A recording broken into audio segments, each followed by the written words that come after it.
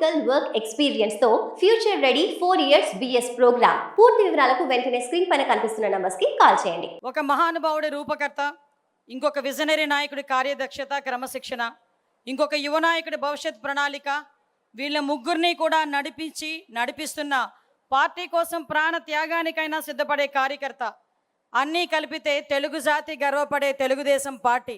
ఆ తెలుగుదేశం పార్టీ ఏటేటా జరుపుకునే ఈ మహానాడు నిజంగా ఒక పండుగ, ఒక జాతరనే చెప్పాలి. ఈ మహానాడు అనేది ఒక రాజకీయ సభ కాదు. ఈ మహానాడు అనేది ఒక బల ప్రదర్శన కాదు. ఈ మహానాడు అనేది తెలుగు జాతి గురించి పెట్టిన పార్టీకి దిశానిర్దేశం ఇచ్చుకొని ఈ రాష్ట్ర భవిష్యత్ ప్రణాళికను ఏ విధంగా తీసుకెళ్లాలని చెప్పడానికి ఉపయోగపడే ఒక సభ అని చెప్పి మనందరం కూడా తెలుసుకోవచ్చు.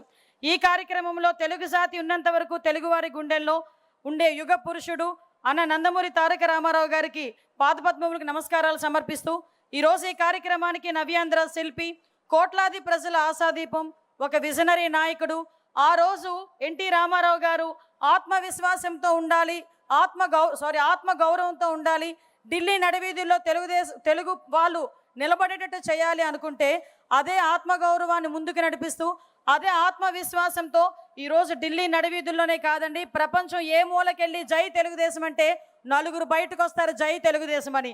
ఆ రకంగా క్రియేట్ చేసిన గౌరవ విజనరీ నాయకుడు, మనందరి అభిమాన నాయకులు, జాతీయ పార్టీ అధ్యక్షులు నారా చంద్రబాబు నాయుడు గారికి, నిత్య విద్యార్థి నారా చంద్రబాబు నాయుడు గారికి, అదేవిధంగా నవశకానికి నాంది పలికిన వ్యక్తి.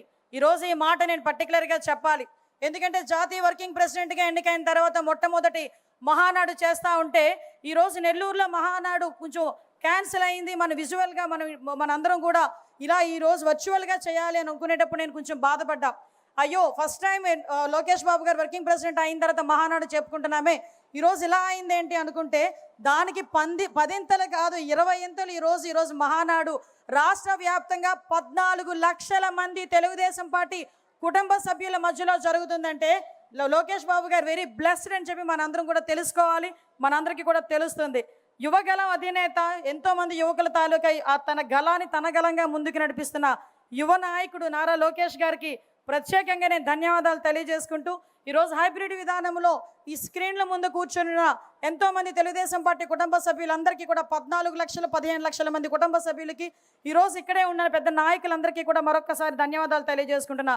ఈ వేదిక సాక్షిగా అత్యంత ప్రాధాన్యత కలిగిన రాజకీయ తీర్మానంలో బలపరిచే అవకాశం, ఒక సామాన్య కార్యకర్తని అనుకునే చెప్పే కానీ ఒక సామాన్య టీచర్ని, ఒక సామాన్య కార్యకర్తని, ఎక్కడో వెనకాతల ఎటువంటి రాజకీయ నేపథ్యం లేదు, వెనకాతలు ఎక్కడ ఆర్థిక బలం లేదు, అంగబలం లేదు, కేవలం ఒక టీచర్ ఏం చదువుకున్నావమ్మా అని ఆ రోజు రాజకీయాలకు తీసుకొచ్చి ఈరోజు హోమ్ మినిస్టర్ స్థాయిలో నుంచోబెట్టమే కాకుండా అత్యంత ప్రాధాన్యత రాజకీయ తీర్మానంలో బలపరిచే అవకాశం ఇచ్చినందుకు తెలుగుదేశం పార్టీ కార్యకర్తలకే కాదు నాయకుడికి పాదాభివందనం చేసుకుంటూ ఈ అవకాశంలో మీ అందరికీ కూడా తెలియాలి. ఈరోజు ఒక భావోద్వేగం మహానాడు పండుగ అంటేనే. మహానాడు పండుగ ఈరోజు మనం ఏసీ రూమ్లో కూర్చొని మాట్లాడాం, కానీ ఇంతకుముందు మహానాడు పండుగ అంటే కిలోమీటర్ నడవటానికి తుండిగుడ్డలు, పసుపు గుడ్డలు, చేతులు చవటలు తుడుచుకుంటూ వచ్చిన సందర్భాలు మనం మర్చిపోలే. ఈరోజు అక్కడ ఏం భోజనాలు పెడతారో భోజనాల గురించి మేము రాలేదు. మండు టెండర్లు, రోహిణీ కార్తెలు అంటే బండరాయలు కూడా పగిలిపోయి ఎండలో సైతం మహిళలు కూడా పుట్టింటికి వచ్చామని ఆనందంలో తీసుకొచ్చే పరిస్థితిని కూడా చాలా సందర్భాల్లో మనం చూసిన సందర్భం. అటువంటి మహానాడు ఈరోజు మహిళలకు అంకితం చేసిన ఘనత కలిగిన నా నాయకుడు నారా చంద్రబాబు నాయుడు గారికి ఆంధ్రప్రదేశ్లోనే కాదు తెలుగు మహిళలందరి తరపున నేను ధన్యవాదాలు, నమస్కారాలు తెలియజేసుకోవాలి. ఈరోజు మహానాడు తెలుగు మహిళలకు అంకితం చేస్తున్నామని చెప్పాం, కానీ ఆ రోజు నందమూరి తారక రామారావు గారు పార్టీ పెట్టినప్పుడే ఆ రోజు నుంచి ఈ రోజు వరకు మహిళలకి ప్రాధాన్యత కలిగించిన వ్యక్తి. ఆ రోజు మహిళలకి ఆ రోజు మనందరికీ తెలుసు, ఆస్తుల సమాన వాటా హక్కు ఇవ్వాలి అని చెప్పి పుట్టింటిలోనే కాదు అత్తింటిలోనే కూడా గౌరవం పెంచిన ఘనత తెలుగుదేశం పార్టీది. ఆ రోజు పద్మావతి యూనివర్సిటీ ద్వారా మహిళలను విద్యకు దగ్గరగా చేయాలి అనుకోవడం, కానీ రాజకీయాలకు ఎక్కడో వంటింటి కుందేలుగా ఉండే మహిళలను బయటకు తీసుకొచ్చి రాజకీయాలుగా ముందుకు తీసుకెళ్లాలని చెప్పి ఆ రోజు స్థానిక సంస్థల ఎలక్షన్స్లో రిజర్వేషన్లు కల్పించడం, కానీ మళ్ళీ తిరిగి ఈరోజు చట్టసభలలో సైతం 33% రిజర్వేషన్ని ఎవరు కల్పించకపోయినా దేశం మొత్తంలో మొట్టమొదటిసారిగా మహిళలకు అవకాశం ఇస్తున్న ఏకైకమైన పార్టీ ఏదైనా ఉందంటే అది మన తెలుగుదేశం పార్టీ. విమర్శకులకు ఒకటే హెచ్చరిస్తున్నా, విమర్శకులకి సవాల్ ఇస్తున్నా, మహిళల ఓట్ల బ్యాంకుతో గెలిచేము, మహిళా సాధికారత సాధిస్తామనుకున్న ప్రతి ఒక్క పార్టీ కూడా ఎస్, మా బాటలోకి రండి, మా బాటలో అనుసరించి మీ సత్తా ఏంటో చూపించే పరిస్థితి రావాలని చెప్పి నేను కోరుకుంటున్నా. మీ అందరికీ తెలుసు, ఆ రోజు మున్సిపల్ కర్ణాల వ్యవస్థల నుంచి ఆ రోజు బయటకు తీసుకొచ్చి మాండలిక వ్యవస్థల నుంచి ముందుకు తీసుకొచ్చి ఆ రోజు గ్రామీణ వ్యవస్థ నుంచి కూడా రాజకీయాలు పరిచయం చేసిన ఘనత, ఆ రోజు 2 రూపాయలకి కిలో బియ్యం ఇచ్చిన, ఆ రోజు పెన్షన్లు ప్రవేశపెట్టిన, జనతా వస్త్రాలు ఇచ్చిన, హౌస్ స్కీమ్ ఇచ్చిన, ఈ రాష్ట్రంలో మొట్టమొదటిగా సంక్షేమం అన్నది అలవాటు చేసిన, సంక్షేమం అన్నది చూపించినా కూడా మొట్టమొదటి పార్టీ తెలుగుదేశం పార్టీ. అటువంటి 44 సంవత్సరాల చరిత్ర గల తెలుగుదేశం పార్టీ ఎన్నో ఆటుపోట్లు ఎదుర్కొంది, ఎన్నో అవమానాలు ఎదుర్కొంది. కానీ ఏ రోజైతే అదే లెగసీని ముందుకు తీసుకెళ్ళడానికి తన భుజ స్కంధాల మీద ఈ తెలుగుదేశం పార్టీని వేసుకున్నాడు ఈ మహానుభావుడు చంద్రబాబు నాయుడు గారు. ఎన్నో అవమానాలు పడ్డారు, ఎంతో మంది ఎన్నో మాటలు పడ్డారు, అయినా కూడా ఎక్కడ కొంచెం చెక్కు చెదరలే. ఈరోజు నన్ను నమ్ముకొని కొన్ని వేల కోట్ల మంది, కొన్ని కోట్ల మంది కార్యకర్తలు ఉన్నారు.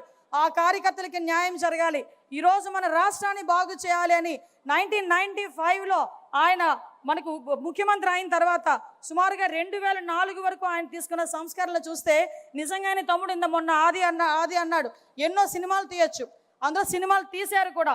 ఆ రోజు ఉమ్మడి ఆంధ్రప్రదేశ్లో విజన్ 2020 విజన్ పెట్టారు. నేను చెప్పానప్పుడు నేను చదువుకుంటున్నాను సార్, మీ 2020 విజన్ టైంలో మీ 2047 విజన్కి మీ మంత్రివర్గంలో నేను ఒక మంత్రిగా ఉన్నాను సార్, అదే నా అదృష్టం అని చాలా సందర్భాల్లో సార్కి చెప్పా. జన్మభూమి కార్యక్రమం అన్నారు, క్లీన్ అండ్ గ్రీన్ అన్నారు, ఇంకుడు గుంతలు అన్నారు, డ్రిప్ ఇరిగేషన్ అన్నారు, విద్యుత్ రంగంలో సంస్కరణలు తీసుకొచ్చారు, ఐటీకి ప్రోత్సాహం ఇచ్చారు. అటువంటి సంస్కరణల నుంచి ఈ రోజు వరకు జన్మభూమి కార్యక్రమాన్ని కాదు, శ్రమదానం కార్యక్రమాన్ని చేశారు. 1995 నాటికి పరిస్థితి ఏందిరా అంటే జీతాలు కూడా ఇచ్చుకోలేని పరిస్థితుల నుంచి 2004 వరకు చూస్తే ఆ రోజు ఆంధ్రప్రదేశ్ని ఐటీ హబ్గా మార్చిన ఘనత కలిగిన నాయకుడు మన నాయకుడు. ఆ తర్వాత పార్టీ మారింది, ఆ తర్వాత ధనయజ్ఞం అన్నారు, ఏదోదో యజ్ఞాలు చేశారు, అవినీతి చేశారు. ఆఖరికి 2014 సరికి మళ్ళా మొత్తం భ్రష్టు పట్టించి మళ్ళా తిరిగి తీసుకొచ్చి దానికి యాడ్ అయింది రాష్ట్ర విభజన. అటువంటి రాష్ట్ర విభజన యాడ్ అయిన తర్వాత అటువంటి సందర్భంలో ఈ రాష్ట్రాన్ని బాగు చేయగలిగే ఏకైక నాయకుడు చంద్రబాబు నాయుడు గారిని తలచిన ఆంధ్రప్రదేశ్ రాష్ట్ర ప్రజలు మళ్ళీ తిరిగి ఒక పట్టం కడితే ఆ రోజు కిరీటం అనుకోలే, ముళ్ళ కిరీటంలా భావించిన పరిస్థితి. అదొక ముళ్ళ కుర్చీ. ఎందుకంటే 16,000 కోట్ల రూపాయల లోటు బడ్జెట్ ఒకవైపు అయితే, ఒకవైపు నుంచి జనాభా ఎక్కువ, ఎక్కడ వనరులు ఉన్నాయో తెలియదు, కూర్చోడానికి కుర్చీ లేదు, చెప్పుకోవడానికి రాజధాని లేదు, ఏం చేయాలో తెలియని పరిస్థితుల్లో, ఎటువైపు వెళ్ళాలో తెలియని పరిస్థితిలో ఆ దార్శనికత కలిగిన నాయకుడు తాలూకా నాయకత్వం, ఆ విజనరీ నాయకుడు తాలూకా నాయకత్వం మనకి ఆ రోజే ఒక అమరావతిని తీసుకొచ్చి పెట్టింది, ఆ రోజే ఒక పోలవరానికి తీసుకొచ్చి పెట్టింది, ఆ రోజే పోలవరం కూడా ముందుకెళ్ళిన పరిస్థితి కనిపించింది. కియా మోటార్స్ లాంటి ఎన్నో సంస్థలు వచ్చినాయి. ఐటీని కూడా ఇక్కడ కూడా డెవలప్ చేయాలని వైజాగ్ని సెంట్రిక్గా చేసుకొని ఆ రోజు ఐటీని డెవలప్ చేసిన పరిస్థితి. ఇలా చూసుకుంటే ఎన్నో సంక్షేమ కార్యక్రమాలు. ఆ రోజు డబ్బులు లేకపోయినా 200 రూపాయల నుంచి 2,000 రూపాయల వరకు పెన్షన్ పెంచిన ఘనత కూడా గౌరవ ముఖ్యమంత్రి గారిది. పసుపు కుంకుమ ఇచ్చి ఆడబిడ్డలు ఆదుకున్న పరిస్థితి కూడా గౌరవ ముఖ్యమంత్రి గారిది. ఆ రోజు నుంచి ఈ రోజు వరకు కూడా మనం చూసుకుంటే ఎన్నో సంస్కరణలు తీసుకొచ్చారు. తర్వాత స్టార్ట్ అయిందండి అసలు బ్యాండ్ బాజా. ఏ దిష్టి తగిలిందో తెలియదు కానీ ఆంధ్రప్రదేశ్ రాష్ట్రానికి ఏదో అంటారు కదా, ఏ చెడుపు తగిలిందో తెలియదు కానీ ఆంధ్రప్రదేశ్ రాష్ట్రానికి 2019-24 నిజంగా చెప్పాలంటే ఒక డిస్ట్రాక్షన్. ఎలాంటి డిస్ట్రాక్షన్, ఎలాంటి విధ్వంసం అంటే ఇందాక చాలామంది నాయకులు చెప్పారు విధ్వంసం ఎప్పుడెప్పుడు విన్నామా అని. కానీ ఏ రోజైనా 2014లో సీఎంగా ముఖ్యమంత్రి చంద్రబాబు నాయుడు గారు సంతకం పెట్టేది పెన్షన్ల సంతకం పెట్టారు. 2024లో కూడా మొట్టమొదటి సంతకం మెగా డిఎస్సీ మీద, అదేవిధంగా ల్యాండ్ టైటిలింగ్ యాక్ట్ మీద, అదేవిధంగా మన పెన్షన్స్ మీద పెడితే ఈ మహానుభావుడు గొడ్డలిపాటి నాయకుడు ఆ రోజు ప్రమాణ స్వీకారం చేసిన తర్వాత అతను చేసిన మొట్టమొదటి పని ఏందిరా అంటే ప్రజావేదికని కూల్చడం. ఎంత సైకో కాకపోతే అదే ప్రజావేదికలో కూర్చుంటాడంట, అదే ప్రజావేదికలో ఐఏఎస్ ఆఫీసర్లతో మీటింగ్ పెడతాడంట, బయటకు వచ్చి దీన్ని కూల్చేయండి అని చెప్పాడంటే ఆ రోజు నుంచి సైకో పరిపాలన కొనసాగింది అని చెప్పడానికి అది మొట్టమొదటి ఉదాహరణగా మనం భావించవచ్చు. ఆ రోజు మొదలైన విధ్వంసం మన చంద్రబాబు నాయుడు గారి ఇంటి దగ్గర తాళ్ళతో గేట్లు కట్టారు. ఆ రోజు మేమందరం కూడా ప్రత్యక్ష సాక్షులమే. మన చంద్రబాబు నాయుడు గారు ఏదైనా విషయం మీద పోరాటం చేయడానికి మన సీఎం గారు వెళ్తే ఆఖరికి ఎందుకు ఇవన్నీ గుర్తు చేస్తాడు, గుర్తు చేయాలి, మనం మర్చిపోకూడదు. మనం పడిన గాయాల్ని, మనం పడిన దెబ్బల్ని మనం మర్చిపోతే ముందుకెళ్ళలే. ఇది నా నాయకుడు నాకు చెప్పిన నీతి. కాబట్టి మీ అందరికీ కూడా ఈరోజు చెప్పాలనే ఉద్దేశంతోనే చెప్తున్నా. ఒక 5 నిమిషాలు టైం తీసుకొనైనా.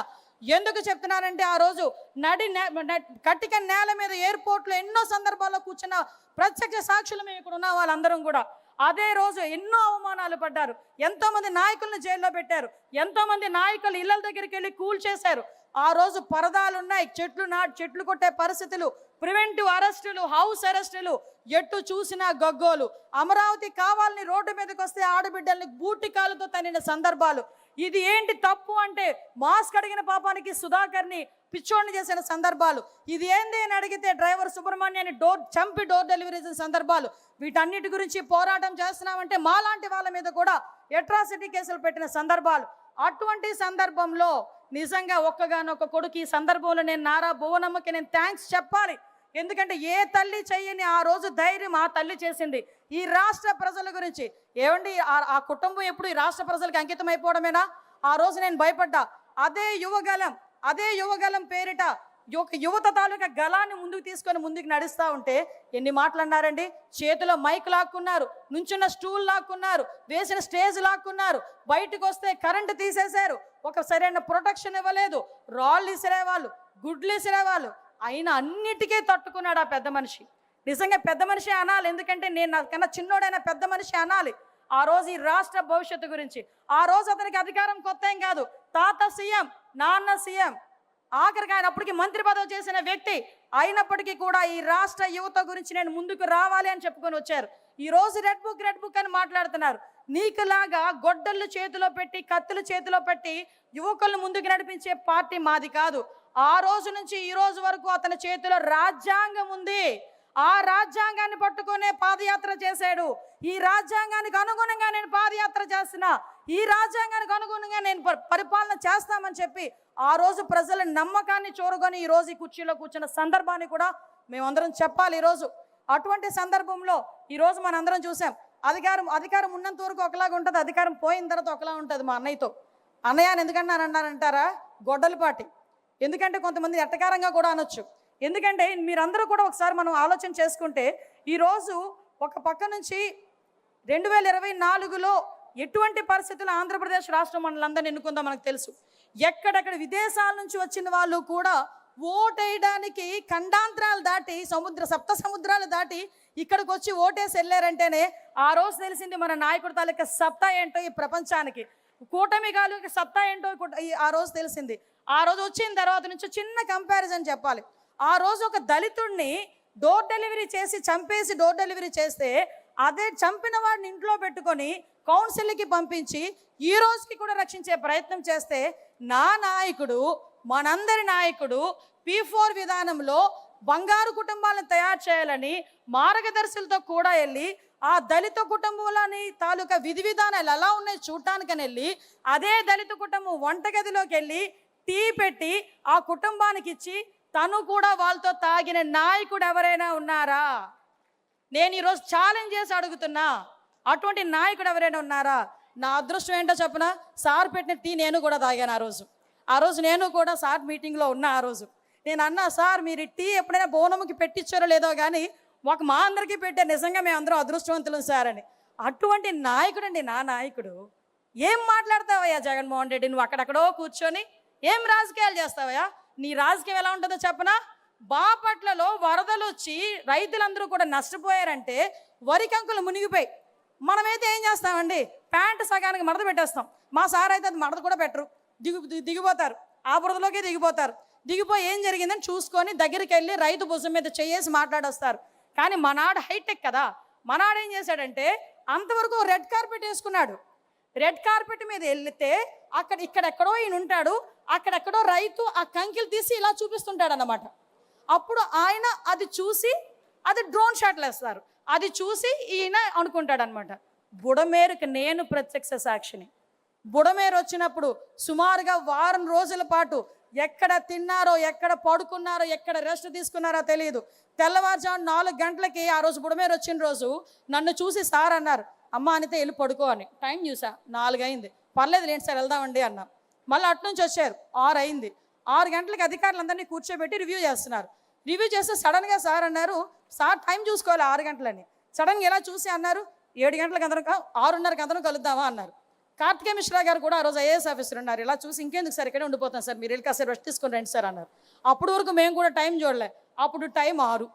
అంటే ఆ రోజు డే మొదలుకొని నెక్స్ట్ డే వరకు కూడా నీటిలోకి దిగారు, నీటిలో చూశారు, బురదలోకి దిగారు.